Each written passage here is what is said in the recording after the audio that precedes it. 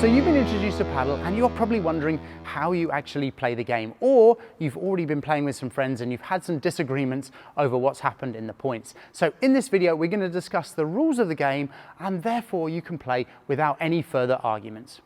So to begin with, the game is always played in doubles on this size court.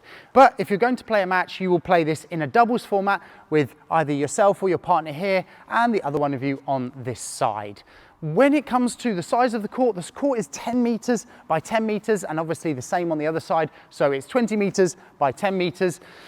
You will have the back wall of glass. Yeah, this will be 10 meters by 3 meters with the glass with an extra meter of fence at the top. And you will also have fence down the side of the court here. That will be your typical layout for a paddle court. The scoring is the same system that you would use in tennis. So love is 0 and it's 15 love, 30 love, 40 love, etc.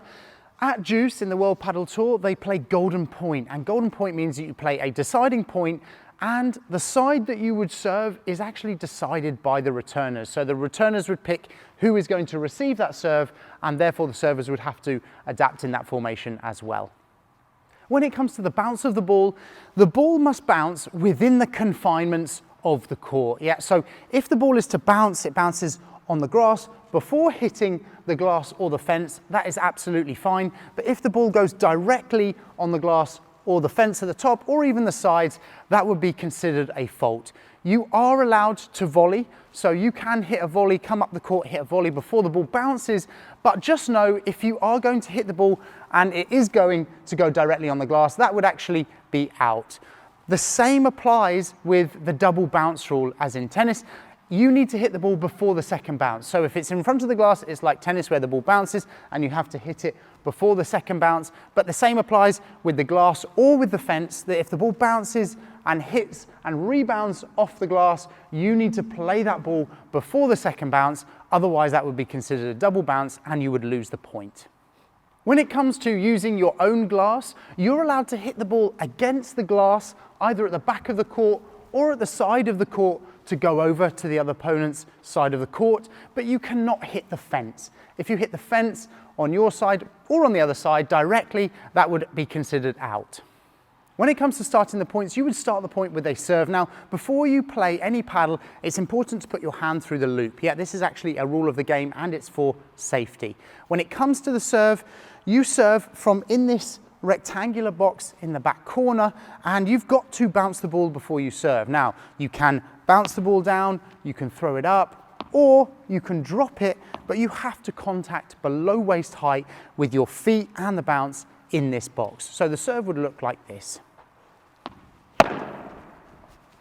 When it comes to the target location of the serve, the ball must bounce in this service box on the diagonal side to the server, and if the ball bounces and hits the fence, that is considered a fault, and if it bounces and hits the glass, that would be fine.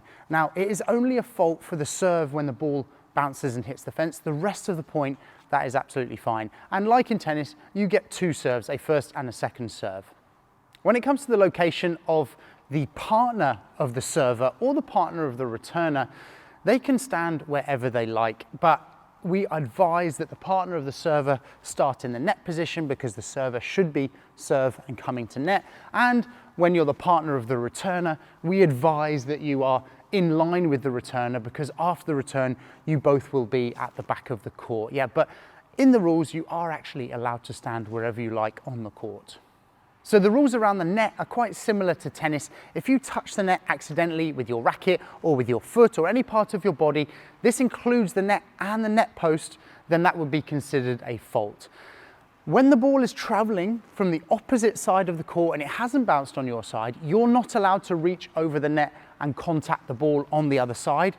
But when it has been smashed down and it bounces on the ground and comes off the back glass and it's going over the net, you can actually reach over and hit on the other side. The same applies if it were to happen where they hit a ball and it bounces and spins back over to the other side. You can again reach over to the other side of the court. So you can only contact on the other side of the net when the ball has already bounced on your side of the court.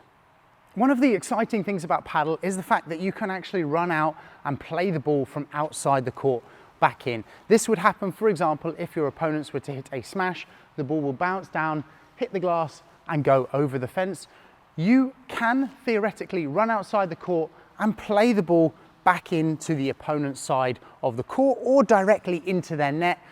As long as the ball bounces on their side, that would be fine, and you could potentially win the point from that. You would only run outside if there is enough space to do so on both sides of the court. And if you're in a competition, that usually means that all of the courts that are being played on for that competition need to have enough space outside the court. Now, in the regulations, that's 2 meters by, I think, 5 meters. But in reality, you might want a little more space than that, because often people have bags and benches and things like that. So if you are going to play that rule, you need to make sure that you clear enough space. If a player hits a smash and the ball bounces down and bounces on the top of the fence, that would still be considered part of the fence, and you can play that ball after the fence. But if the ball bounces down and hits the light post, that is considered an exterior structure, and therefore they would actually win the point if the ball bounces and hits that directly, even if you are able to get that back. When they play at the World Padel Tour level, they have an umpire for the final rounds or most of the tournament. But around the world, even in international competitions, most of the paddle games are self-refereed, and I'm sure that yours will be self-refereed as well. So if you are in doubt with a call, or you're not sure if the ball has bounced in or out, then please play a let. Yeah, it's good sportsmanship, and this is how the game has grown socially. Now, I'm going to put a video on this side about how you know if the ball is in or out, and also I'm going to put a video on the court positions if you're learning the game. Yeah, so this will be your next video to get you into your paddle.